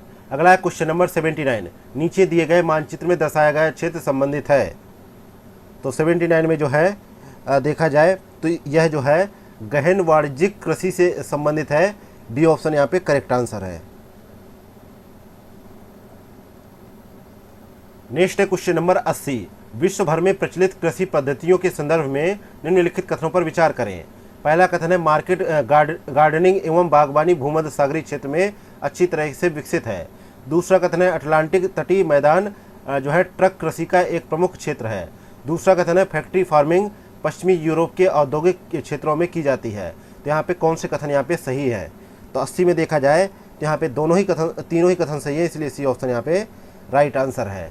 अगला है क्वेश्चन नंबर 81, राष्ट्रीय सहकारी विकास निगम के संदर्भ में निम्नलिखित कथनों पर विचार करें। पहला कथन है कि एनसीडीसी वस्तुतः बहुराष्ट्रीय सहकारी सोसाइटी अधिनियम 2002 के तहत स्थापित एक वैधानिक निकाय है। जबकि दूसरा कथन है यह सहकारी समितियों के वित्त पोषण के लिए राज्य सरकारों को ऋण और अनुदान प्रदान करता है। जबकि तीसरा कथन है यह सहकारिता मंत्रालय के प्रशासनिक नियंत्रण के अधीन है। तो यहाँ पे सही कथन कौन कौन से हैं या कितने हैं यह बताना है। तो 81 में देखा जाए तो एक तो यहाँ पे देखा जाए जो है तीसरा कथन सही है और दूसरा कथन सही है, जबकि पहला कथन यहाँ पे गलत है, क्योंकि जो है इसकी स्थापना जो है राष्ट्रीय सहकारी विकास निगम अधिनियम 1962 के तहत की गई थी, जबकि दूसरा और तीसरा सही है। तो यहाँ पे बी ऑप्शन करेक्ट आंसर हो जाएगा। अगला क्वेश्चन नंबर 82, राष्ट्रीय परिवार स्वास्थ्य सर्वेक्षण 5 के संदर्भ में निम्नलिखित राज्यों पर विचार करें। तो यहाँ पे 82 में देखा जाए पहला है उत्तर प्रदेश, झारखंड, महाराष्ट्र। तो उत्तर प्रदेश में से कितने राज्यों की कुल प्रजनन दर राष्ट्रीय स्तर पर कुल प्रजनन दर से अधिक है। तो यहाँ पे 82 में देखा जाए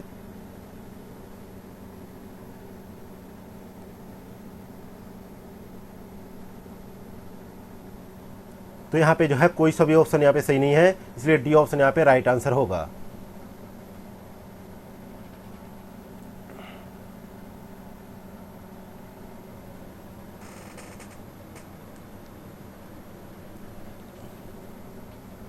नेक्स्ट है क्वेश्चन नंबर 83, भारत के राष्ट्रीय जलमार्गों के संदर्भ में निम्नलिखित राज्यों पर विचार करें।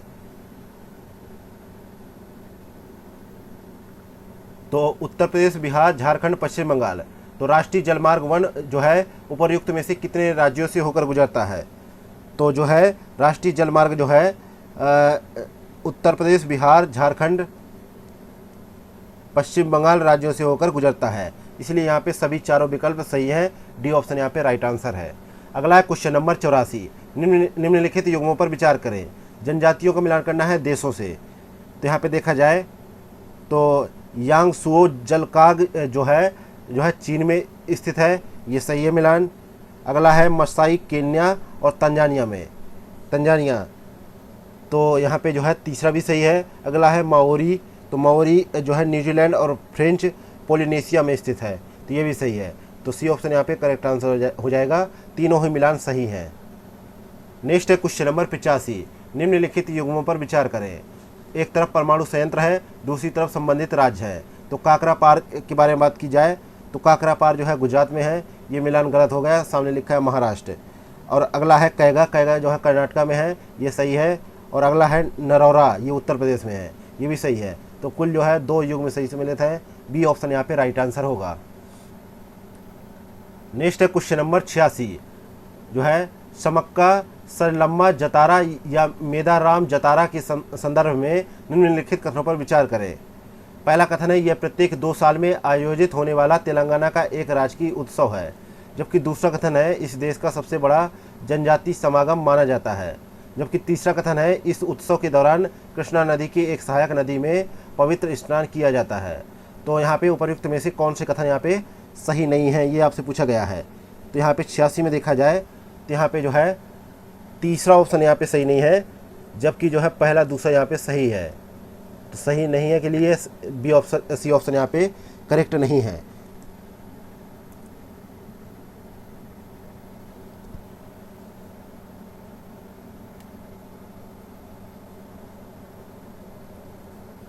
क्योंकि ये कृष्णा नदी नहीं बल्कि गोदावरी नदी की सहायक नदी है, इसलिए तीसरा ऑप्शन यहाँ पे गलत है। अगला क्वेश्चन नंबर 87। निम्नलिखित कथनों पर विचार करें। पहला कथन है, विश्व में अनुयायियों की संख्या के हिसाब से ईसाई धर्म के बाद दूसरा सबसे बड़ा धर्म कौन सा है। जबकि दूसरा कथन है, विश्व की तीसरी सबसे बड़ी मुस्लिम आबादी वाला देश भारत है। तो यहाँ पे देखा जाए तो पहला कथन भी यहाँ पे गलत है और दूसरा कथन भी यहाँ पे गलत है, इसलिए डी ऑप्शन यहाँ पे करेक्ट आंसर होगा। अगला है क्वेश्चन नंबर 88। निम्नलिखित युग्मों पर विचार करें। एक तरफ पेट्रोकेमिकल उद्योग है, दूसरी तरफ उनसे संबंधित देश का जिक्र है। तो पहला पेट्रोकेमिकल जो है उद्योग है सार्निया। तो ये सार्निया जो पेट्रोकेमिकल जो है उद्योग है, ये जर्मनी में नहीं कनाडा में स्थित है, इसलिए पहला ऑप्शन यहाँ पे गलत हो जाता है। अगला है जो है मीना अल जो है अहमदी तीसरे ऑप्शन में। तो ये वाला जो पेट्रोकेमिकल उद्योग है ये कुवैत में है, तो ये जो है मिलान सही है। अगला है अबादान, ये जो है सऊदी अरेबिया में नहीं कनाडा में है, इसलिए ये भी गलत है। तो अब यहाँ पे देखा जाए तो केवल तीसरा ऑप्शन यहाँ पे सही है, तो ए ऑप्शन यहाँ पे करेक्ट हो जाएगा। एक ही विकल्प यहाँ पे सही है।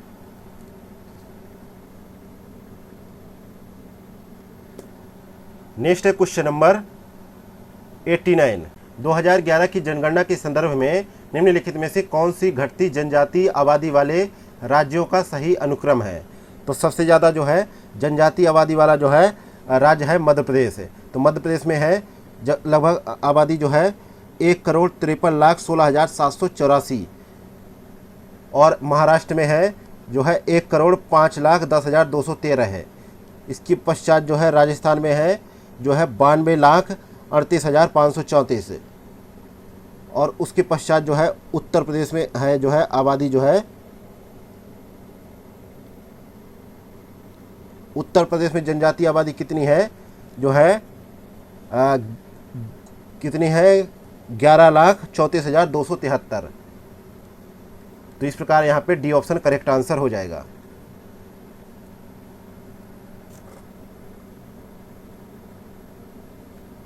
नेक्स्ट है क्वेश्चन नंबर 90 नंबर क्वेश्चन है, निम्नलिखित कथनों पर विचार करें। पहला कथन है, पाम ऑयल विश्व का सर्वाधिक उपयोग किया जाने वाला वनस्पति तेल है। दूसरा कथन है जो है पाम के वृक्ष मुख्य रूप से विश्व के समशीतोष्ण क्षेत्रों में उगाए जाते हैं। तीसरा कथन है, राष्ट्रीय खाद्य तेल मिशन ऑयल पाम का लक्ष्य भारत के पूर्वोत्तर राज्यों में पाम ऑयल के तहत कृषि क्षेत्र का विस्तार करना है। तो यहाँ पे कौन से कथन सही है ये आपको बताना है। तो 90 में देखा जाए एक तो पहला सही है, एक तो दूसरा सही है और एक तीसरा सही, माफ़ कीजिएगा दूसरा वाला यहाँ पे गलत है। दूसरा वाला यहाँ पे गलत हो जा रहा है क्योंकि पाम के वृक्ष जो है मुख्यतः उष्णकटिबंधीय क्षेत्रों में उगाए जाते हैं। अतः पाम के वृक्ष जो है आर्द्र और उष्ण जलवायु में बेहतर रूप से उगते हैं और इन्हें उगाने के लिए 21 डिग्री सेल्सियस से 32 डिग्री सेल्सियस के बीच तापमान और 200 सेंटीमीटर वार्षिक वर्षा की आवश्यकता होती है। इसलिए दूसरा स्टेटमेंट गलत था, तो सी ऑप्शन यहाँ पे करेक्ट आंसर हो जाएगा। नेक्स्ट है क्वेश्चन नंबर 91। भारत में कृषि टाइपोलॉजी के संदर्भ में जो है कुटनाड कृषि एक प्रकार की क्या है? तो यहाँ पे 91 का सही जवाब है, यह एक प्रकार की आर्द्र भूमि कृषि का जो है प्रकार है। बी ऑप्शन करेक्ट आंसर है। यह जो है कुटनाड क्षेत्र जो है केरल के चावल के कटोरे के रूप में काफ़ी प्रसिद्ध है। इसलिए जो है यहाँ पे जो है देखा जाए तो कुटनाड का विस्तार जो है दक्षिण में कोल्लम से उत्तर में कोच्चि तक तथा पूर्व में पश्चिम घाट के गिरिपाद व पश्चिम में तटीय जो है अल्लापुझा के ऊंचे मैदानों तक माना जाता है। नेक्स्ट है question number 92। CAR-T cell therapy के संदर्भ में निम्नलिखित कथनों पर विचार करें। पहला कथन है, इन्हें ट्यूमर को लक्षित करने के लिए टी कोशिकाओं को सक्रिय करने हेतु प्रयोगशाला में संशोधित किया जाता है। दूसरा कथन है, कीमोथेरेपी के तहत इसमें भी बड़े पैमाने पर उत्पादित जो है इंजेक्टेबल या ओरल दवाओं की आवश्यकता होती है। तो उपर्युक्त कथनों में से कौन सा कथन यहाँ पे सही है? तो 92 में देखा जाए, एक तो यहाँ पे पहला कथन सही है, जबकि दूसरा कथन यहाँ पे जो है गलत हो जा रहा है। तो यहाँ पे ए ऑप्शन करेक्ट हो जाएगा। नेक्स्ट है क्वेश्चन नंबर 93। निम्नलिखित कथनों पर विचार करें। पहला कथन है, कोल बेड मीथेन को आमतौर पर प्राकृतिक गैस का एक जो है अपरंपरागत रूप माना जाता है। दूसरा कथन है, मुख्यतः कोल बेड मीथेन जो है चट्टानों के छिद्रों में संचित होने की बजाय कोयले द्वारा जो है अवशोषण के माध्यम से संग्रहित होती है। तो उपर्युक्त कथनों में से कौन सा कथन सही है? तो यहाँ पे 93 में जो है पहला ही कथन सही है, पहला दूसरा दोनों कथन सही है, दूसरा कथन पहले की सही व्याख्या कर रहा है। अगला है क्वेश्चन नंबर 94। विश्व भर में रोपण कृषि के प्रसार के संदर्भ में निम्नलिखित कथनों पर विचार करें। पहला कथन है कि डचों ने पश्चिम अफ्रीका में कोको और कॉफ़ी के बागान स्थापित किए थे। दूसरा कथन है, ब्रिटिशों ने मलेशिया में रबड़ के बागान स्थापित किए थे। जबकि तीसरा कथन है जो है अमेरिकियों ने फिलीपींस में नारियल और गन्ने के बागानों में भारी निवेश किया था। तो यहाँ कितने कथन सही हैं ये आपको बताना है। तो 94 में देखा जाए तो एक तो यहाँ पे पहला कथन यहाँ पे गलत हो जा रहा है, क्योंकि जो है फ्रांसीसियों ने पश्चिमी अफ्रीका में कॉफ़ी एवं कोकोआ के बागान स्थापित किए थे और ब्रिटिशों ने भारत और श्रीलंका में चाय के बागान, मलेशिया में रबड़ के बागान और जो है पश्चिमी द्वीप समूह में गन्ने एवं केले के बागान विकसित किए थे। तो पहला गलत हो गया, दूसरा सही हो गया। और यहाँ पे तीसरा स्टेटमेंट भी यहाँ पे सही है, क्योंकि स्पेन एवं अमेरिकियों ने फिलीपींस में नारियल व गन्ने के बागान लगाए थे और इंडोनेशिया में जो है गन्ने के जो है बागान स्थापित किए थे। तो कुल जो है 2 स्टेटमेंट सही है, तो बी ऑप्शन यहाँ पे करेक्ट आंसर हो जाएगा। अगला है क्वेश्चन नंबर 95। विश्व का 98% से अधिक गैलियम एक महत्वपूर्ण खनिज और धातु का इलेक्ट्रॉनिक्स में उपयोग के लिए जो है गैलियम आर्सेनाइड बनाने हेतु उपयोग किया जाता है। निम्नलिखित में से किस देश द्वारा उत्पादित किया जाता है, ये आपको बताना है। तो यह जो है चीन द्वारा उत्पादित किया जाता है। सी ऑप्शन यहाँ पे राइट आंसर है। अगला है क्वेश्चन नंबर 96। विश्व जनगणना स्थिति रिपोर्ट 2023 के संदर्भ में निम्नलिखित कथनों पर विचार करें। पहला कथन है, भारत में प्रति महिला प्रजनन दर वैश्विक औसत प्रजनन दर से अधिक है। जबकि दूसरा कथन है, भारत में पुरुषों की जन्म के समय जीवन प्रत्याशा महिलाओं की जन्म के समय जीवन प्रत्याशा से अधिक है। तो उपर्युक्त कथनों में से कौन सा कथन यहाँ पे सही है? तो 96 में देखा जाए तो ना तो पहला कथन सही है ना तो दूसरा कथन सही है, इसलिए डी ऑप्शन यहाँ पे करेक्ट आंसर होगा।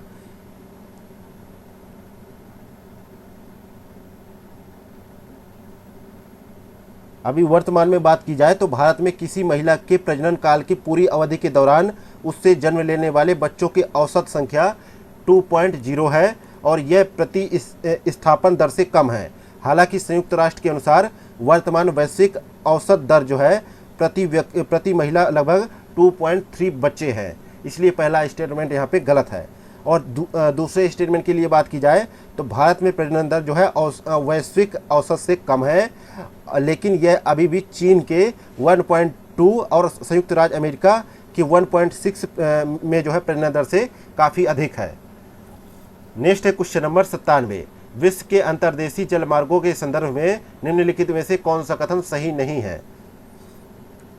तो यहाँ पे हम देखें तो 97 में हमें देखने में क्या प्रतीत होता है कि जो है 97 में हमें देखने में ये प्रतीत होता है कि यहाँ पे जो है मिसिसिपी ओहायो जलमार्ग संयुक्त राज्य अमेरिका के जो है आंतरिक भाग को प्रशांत महासागर से जोड़ता है।